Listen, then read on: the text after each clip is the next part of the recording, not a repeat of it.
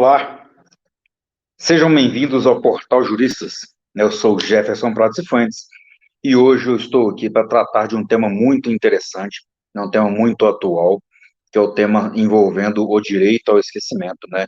E o recente julgado aí da nossa Suprema Corte. Mas antes de começar o vídeo efetivamente, eu queria deixar aqui o nosso convite, eu gostaria de deixar o convite para acessar o nosso portal, no Portal Juristas. Tem vários vídeos interessantes. O site tem vários artigos, várias colunas e várias notícias interessantes aí, então gostaria de deixar registrado aqui o nosso convite para curtir e compartilhar todos os vídeos do nosso canal. Pois bem, hoje, pessoal, nós vamos tratar de um tema muito atual, né? A Suprema Corte julgou aí recentemente o caso envolvendo o direito ao esquecimento ou o direito a ser lembrado, né? E é interessante, pessoal, que o direito é uma ciência muito rica, né? O direito é uma ciência muito completa, né? Que trata de diversas facetas, né? E nós temos aí na nossa Constituição, na Constituição Analítica, várias abordagens, né? O direito é uma ciência muito rica, então o direito aborda a organização do Estado, políticas públicas, direito de saúde, educação, moradia e segurança pública, né? E aí, dentre essa enormidade de gama de temas, né, que o direito tutela, ainda nós temos uma abordagem muito interessante, que é sobre o direito ao esquecimento, né? Num primeiro momento, se analisarmos assim, o que seria o direito ao esquecimento, né? De bate-pronto é difícil conceituar, a gente pensa que isso não teria uma relação muito próxima com o direito, mas é um tema extremamente rico, então eu gostaria de deixar aí o convite para todos acessarem aí o portal, que lá tem um artigo muito bem fundamentado sobre esse tema. Pois bem, pessoal, vamos lá. Esse tema, ele nos convida a pensar num ato, numa consequência, e na repercussão desse ato, ou de uma conduta jurídica, ou de uma conduta ilícita, qual que seria a repercussão desse ato, né, ao longo da história? Né? Determinada repercussão jurídica, ele teria um fim numa linha do tempo? Vamos imaginar uma linha temporal aqui. Determinado ato teria um início, meio e fim, ou ele poderia produzir efeitos históricos, né, para além de algum tempo, né? Eu não vou falar eterno, mas para além de algum tempo. Vamos imaginar o seguinte, vamos trabalhar com casos concretos, que a gente consegue delinear melhor o nosso tema aqui. Vamos imaginar determinado crime bárbaro acontecido na década de 50, que é exatamente o caso que chegou no Supremo Tribunal Federal. Esse crime, ele tem uma repercussão dentro da esfera, dentro da sociedade muito grande, né? Não só dentro do ordenamento jurídico, mas um determinado crime bárbaro, que às vezes envolve pessoas e choca a sociedade, né? Esse crime ele tem uma repercussão por longo tempo na sociedade, não só na esfera jurídica, mas a sociedade também se interessa por esse tema. A questão aqui é o seguinte, em virtude desse crime, vamos imaginar a pena máxima restritiva de liberdade que o nosso direito aqui permite, que são 30 anos de reclusão. Então, 30 anos de reclusão é a pena máxima que o nosso direito permite para a reclusão. Aí eu questiono vocês, poderia esse caso ser divulgado e ser retratado posteriormente a esses 30 anos? Ou a divulgação desse ato, desse ilícito, ele finda com o cumprimento da pena? Opa, olha que tema interessante. Então, eu tenho o direito de ser esquecido, eu cumpri minha pena, o meu crime acabou, ele, digamos assim, a sociedade pode esquecer, é direito do criminoso poder exigir que esse delito caia no esquecimento, ou se é direito da família da vítima, por exemplo, de exigir que esse direito quede-se no esquecimento popular. É uma questão que, né, atualmente, odiernamente, com o advento da internet, as informações estão cada vez mais precisas, né? Não muito tempo atrás, aí, antigamente, com os bancos de dados físicos, né, jornais, questões físicas impressas, acaba que os relatos, né, os fatos históricos ficavam, querendo ou não, esquecidos em gavetas, em prateleiras, né, com o passar do tempo, né, e empilhando um em cima do outro, o mais novo substituindo o mais velho, os fatos mais novos substituindo os mais antigos, e acaba que operava-se, né, o direito ao esquecimento tácito, porque, né, arquivos físicos, mais difícil de manusear, mais difícil de vir à tona novamente. Acontece que com a internet, aí, o banco de dados, a divulgação é muito rápida, né? Então, mesmo coisas acontecidas aí há 40, 50 anos, se constar em banco de dados online, pode vir à tona, né? E uma questão que acontece hoje, daqui 40, 50 anos, ela vai estar circulando aí na internet do mesmo jeito. A questão a sociedade tem o direito de ser informada, né? Então, nós estamos colocando aqui um direito coletivo, ou nós temos que pensar aqui, não, a partir de determinado momento, eu mereço tratar aquele caso com esquecimento. Então, vejamos, o que eu tenho um primeiro conflito, direito individual, aqui,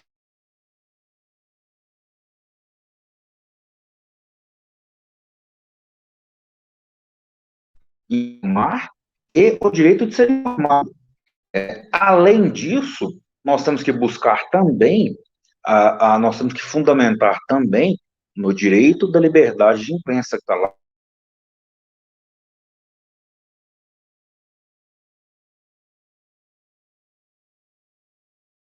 Tem direito de ser informado, ao mesmo passo que a sociedade também tem direito de ser informada.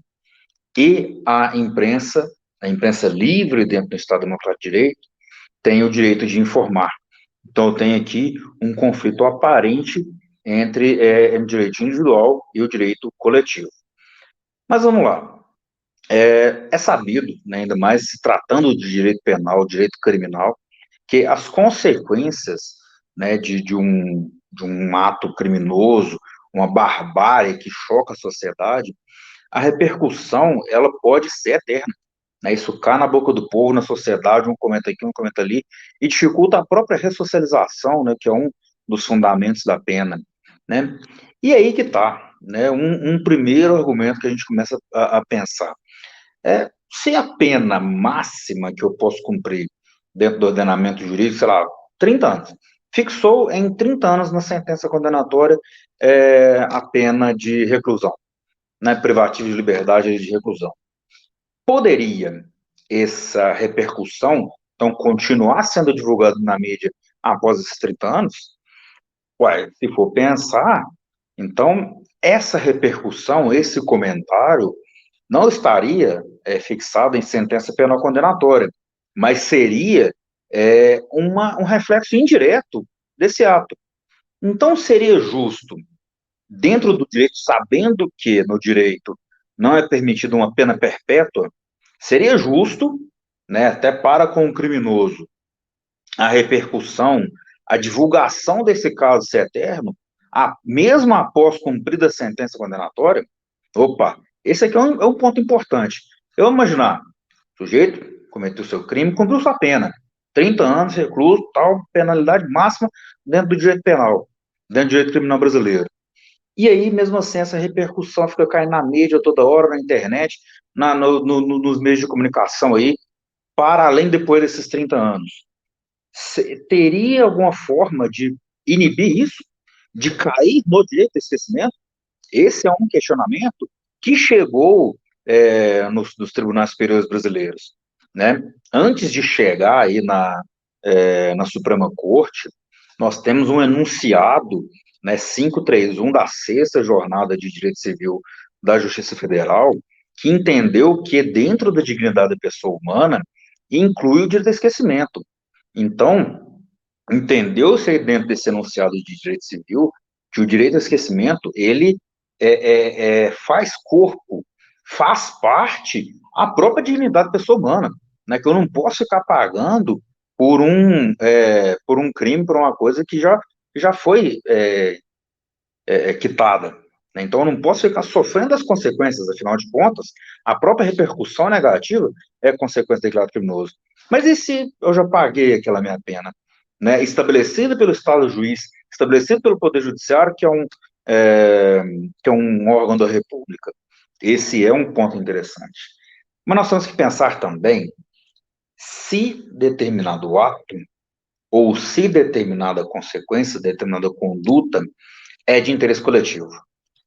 Aí nós temos que pensar o seguinte: se prevalece o direito da sociedade em ser informada, ou se prevalece também o direito da imprensa, da liberdade de imprensa em divulgar aquilo. E aí eu proponho pensar o seguinte: se for um caso ou um fato histórico, histórico e de interesse coletivo, aí eu penso que deve prevalecer o interesse coletivo. Né? Existe uma frase muito conhecida entre os historiadores que diz que um povo sem memória é um povo sem futuro. Então, eu acho muito importante aprendermos como sociedade, como nação, como Estado, aprender com os erros do passado para poder melhorar o futuro. Então, vamos imaginar, voltando aí ao caso dessa barbárie, desse crime bárbaro, né? Nós estamos exemplificando, não quero tratar de A ou B ou C aqui, voltando a um caso de barbárie cometido há 30, 40 anos.